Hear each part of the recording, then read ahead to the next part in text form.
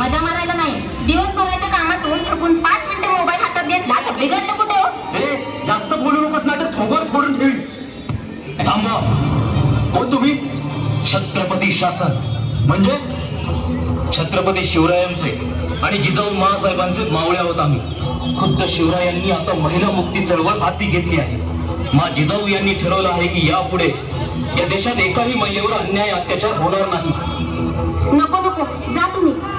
अहो तुम्ही एक दिवस याल्यांना मारून जा, पण मला आयुष्यभर यांच्यासोबत संसार करायचे. पुन्हा कोण येणार आहे मला वाचवायला यांच्या तावडीतून? काळजी करू नका ताई, आम्ही कायम तत्पर आहोत आपल्या सेवेसाठी. अहो महिलांनी कपडे कोणते घालावे, तिला मित्र कोण असावे, कोणाबरोबर गप्पा माराव्या, अहो हे ठरवण्याचा अधिकार फक्त महिलेला आहे. तुम्ही नवरे म्हणजे तिच्या शरीराचे मालक नाही. महिला काही चुकीची वागत असेल तर त्या अन्यायाविरुद्ध दाद मागण्यासाठी आपल्याला भारतीय कायदा आहे. तिच्यावर हात उचलण्याचा अधिकार आपल्याला कोणी दिला? आपण कोणाला जीवनदान देऊ शकत नाही, तसेच कोणाला मारण्याचा अधिकार आपल्याला नाही. आता इथून पुढे महाराष्ट्रात छत्रपती शासन लागू आहे, तेव्हा महिलांवर अत्याचार करा तर थेट शिवरायांच्या मावळ्यांची गाठ आहे, लक्षात ठेवा.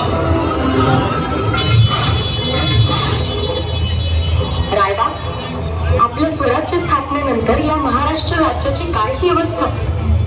जिथे आया बहिणी सुरक्षित नाहीये, गुंडांचे राज्य चौका चौकात आहे, मध्यमवर्गीय मनुष्य कराच्या ओझ्याने वाकला, सत्ताधारी परकीयांप्रमाणे अत्याचार करतात, आपल्या सत्तेच्या लोभापायी सामान्य जनतेला किडे मुंग्यांप्रमाणे चिरडून टाकतात. हेच का आपलं स्वराज्य?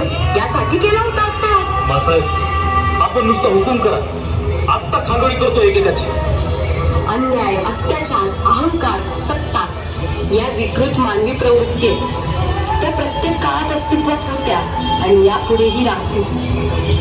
महाभारतात द्रौपदीला भर सबक खेचून आणणारा आणि तिचे वस्त्र फाडणारा दुशासन असो, व सीताबाईचे अपहरण करणारा रावण असो, ते अगदी कालच्या बदलापूर आणि बंगालच्या घटनेचे गुन्हेगार असतो. या दृष्ट प्रवृत्ती कालही होत्या, आजही आणि उद्याही असणार. मासाहेब, म्हणजे आमच्या आया बहिणी या पृथ्वी तलावर कधीच सुरक्षित असणार नाही. अहो मग काय उपयोग आम्हा मावळ्यांचा?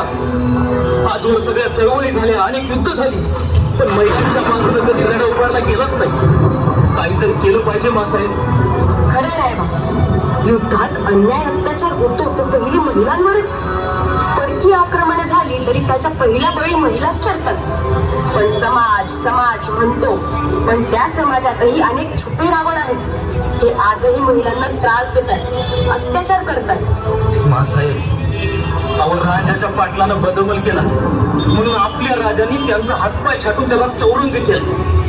मग त्यानंतर समाजातला अन्याय कमी झाला. पण आज काय, अहो तरुणाई नशेच्या अंमलाखाली आहे. रायबा, प्रत्येक अडचणीवर उपाय असतो, प्रत्येक गुन्ह्याला थांबवण्याची ताकद असते लोकांमध्ये.